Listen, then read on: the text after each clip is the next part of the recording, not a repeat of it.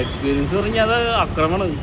അക്രമം എന്ന് വെച്ച് കഴിഞ്ഞാൽ അത് 2 ഗേറ്റ് തുറന്നു കഴിഞ്ഞാൽ ഞങ്ങൾക്ക് അടിയെ പോകും. അതെ, അതുകൊണ്ടാണ് ഒരു സൈഡ് തുറന്ന് അത് മാറി പോകും.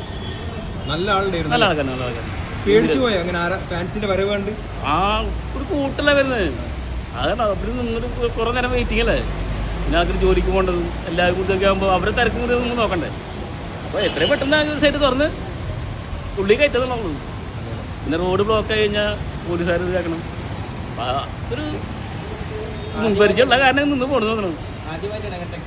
അല്ലല്ല, ഞാൻ 2 കൊല്ലം മേലെ ഇവിടെ നിൽക്കുന്നു. ഇപ്പം ഈ ഒരു എമ്പുരാനിൽ ഇപ്പം എത്ര ദിവസത്തെ ഫുള്ളായിട്ടുണ്ടോ ബുക്കിംഗ്? 5 ദിവസം 5 ദിവസം ഓൾറെഡി ഫുള്ളായല്ലേ?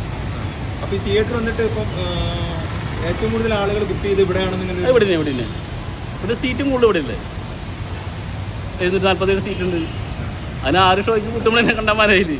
അതിന് 5 ഷോയ്ക്ക് കൂട്ടിയേക്ക് നല്ല ഇതുപോലെ വേറെ സീറ്റിൽ ഉണ്ടാവില്ല. ഇത്ര സീറ്റിംഗ് കമ്പാസിറ്റി സീറ്റ് വേറെ ഇല്ല ഈ തൃശ്ശൂരില്ല. എൻ്റെ അറിയില്ലട്ടാ, ഉണ്ടാവാൻ ചാൻസ് ഇല്ല. അതുകൊണ്ടാണ് ഏറ്റവും കൂടുതൽ എനിക്ക് ഫാൻസ് ഇടുന്നത്. പിന്നെ അത്രയും ക്വാളിറ്റിയും സൗണ്ട് സിസ്റ്റം ഇതെല്ലാം ഉള്ള സമയത്തല്ലേ, ഭയങ്കരതല്ലേ. അതാണ് ആൾക്കാർ പേരാണ് രാഗം എന്ന് പറഞ്ഞാൽ എല്ലാവർക്കും ഭയങ്കര സിനിമ കാണാനുള്ള. ശരിക്കും കാണണമെങ്കിൽ ഇവിടെ തന്നെ കാണണം.